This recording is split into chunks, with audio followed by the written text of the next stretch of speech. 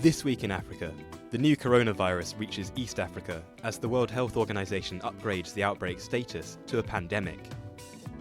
We'll also take an in-depth look at the drought in Zambia, one of the countries hardest hit by a phenomenon afflicting southern Africa, where average temperatures are rising twice as fast as the global mean. And the Seychelles Islands are battling to protect the world's largest seed, its indigenous coco de mer, known as the love nut for its suggestive shape and mythical aphrodisiac powers. But first, more on the coronavirus and other stories from Africa hitting the headlines this week.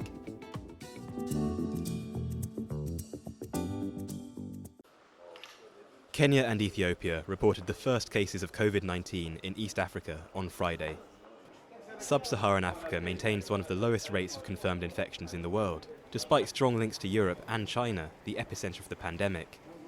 Almost all the 170-odd cases in around 15 countries contracted the virus abroad. But African leaders are bracing for the worst, as doctors and experts fear it could only be a matter of time before the imported virus spirals out of control. We have suspended all public gatherings, meetings, religious crusades, games, and all events that are of a huge public nature. Elsewhere in the continent, South Africa is preparing for the return of a group of over 120 citizens who have been stranded in Wuhan, the Chinese city where the outbreak began. They will be quarantined in a remote resort before being allowed to rejoin their families. The Democratic Republic of Congo also announced its first case this week. Unwelcome news that marred optimism here as the country moves closer to declaring an end to the Ebola outbreak in the east. The World Health Organization also said this week that the coronavirus crisis worldwide could be qualified as a pandemic, but that it is controllable if countries step up measures to tackle it. WHO has been assessing this outbreak around the clock, and we're deeply concerned both by the alarming levels of spread and severity and by the alarming levels of inaction. We have therefore made the assessment that COVID-19 can be characterized as a pandemic. With civil war continuing to rage in Libya, African leaders meeting in the Republic of Congo said they would hold reconciliation talks in Addis Ababa in July. Thursday's meeting in the town of Oyo came in the wake of the resignation of the UN's Special Representative on Libya, Ghassan Salame, for health reasons. The conflict in Libya broke out in 2011 after long-time dictator Muammar Gaddafi was overthrown, leading to a bloody tussle for power between two rival governments. Based in Tripoli, the UN-recognised Government of National Accord is currently holding off an assault from rival forces led by military strongman Khalifa Haftar. Though the new talks have been scheduled for July, it is not yet clear who will be attending them.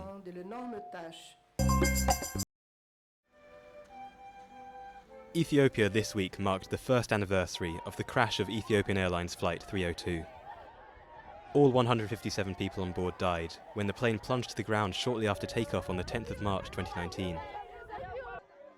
Loved ones of passengers visited the crash site, while colleagues and relatives of the crew gathered for a ceremony in Addis Ababa.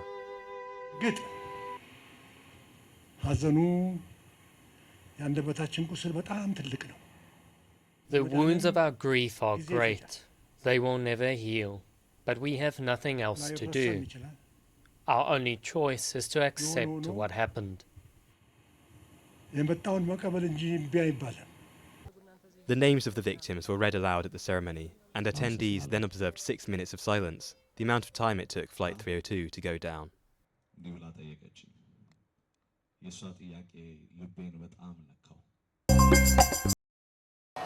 In Malawi, security forces fired teargas at protesters as a pro-democracy activist handed himself into police over his call for anti-government demonstrations. It's true, I can confirm that the chairperson of the Human Rights Defenders Coalition in Malawi, Comrade Timothy Mtambo, handed himself over to police. This is in response to the warrant of arrest that was issued on Sunday. The Human Rights Defenders Coalition is one of the key opposition groups to lead protests since last year's disputed presidential election. The Constitutional Court later cancelled the results and ordered a fresh vote. Timothy Umtambo has warned that 5 million people could shut down President Peter Mutharika's official residence if he refuses to sanction a new law that will pave the way to new elections.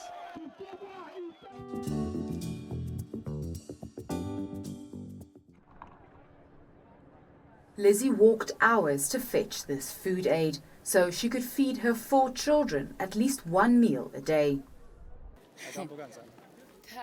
Sometimes we eat once in a day.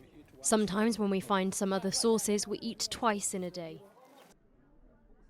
A severe drought is gripping the area around Simumbwe in southern Zambia. Humanitarian groups are handing out maize and beans, the first distribution in the area. Food shortages also affect schooling. I've got 70 pupils in my class. Just because of this hunger, there is absenteeism. Like for today, there were only 30 pupils in my class out of 70.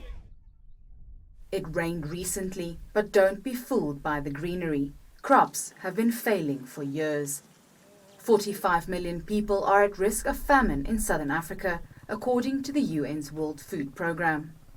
4 hours drive east lies the Kariba Dam, which produces around 40% of Zambia's electricity. But now, because of the drought, the turbines can't produce enough power. For the year 2020, we are looking at a target of 275 megawatts. So basically that's about 25% of the plant capacity of the Kariba North Bank power station to be utilized as a result of the low water levels.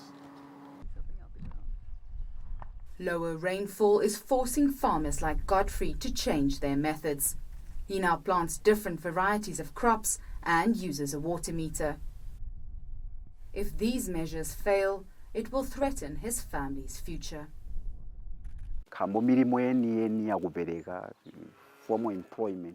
There are no formal jobs in Zambia, so we have to farm to have food to eat. Secondly, this is how we put our children through school.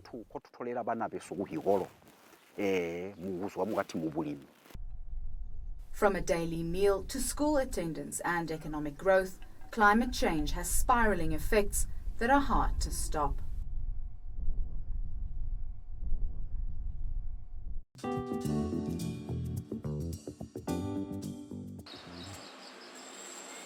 Christophe is a specialist cutter of the Seychelles' famous love nuts. The sea coconut is unique to the island chain and known around the world for its suggestive shape.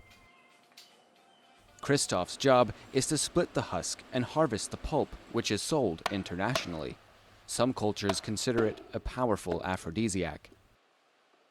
Well, normally the Chinese.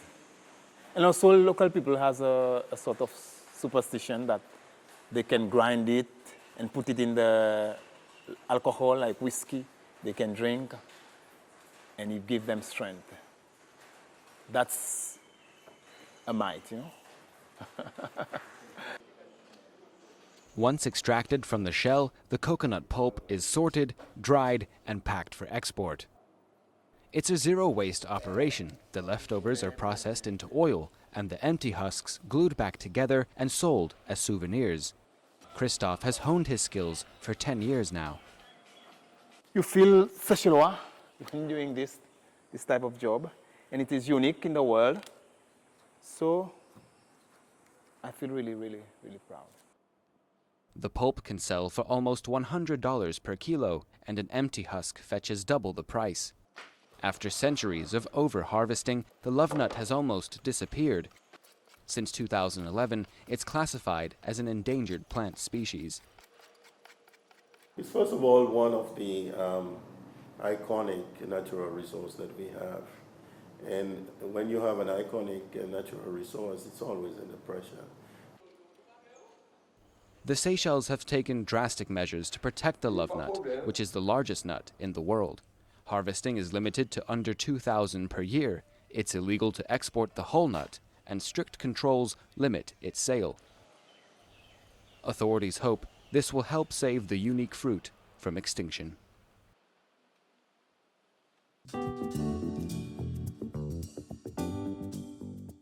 A new film adaptation of French author Gaël Faye's book Petit Pays made its debut in the Rwandan capital Kigali. It tells the story of a Franco-Rwandan boy who grows up in neighbouring Burundi during the civil war. And this film especially, to be able to shoot it here in Rwanda with Rwandan actors, Burundian actors and Congolese actors. So it's really a story that belongs to us. That's all from Africa Weekly. Until next time.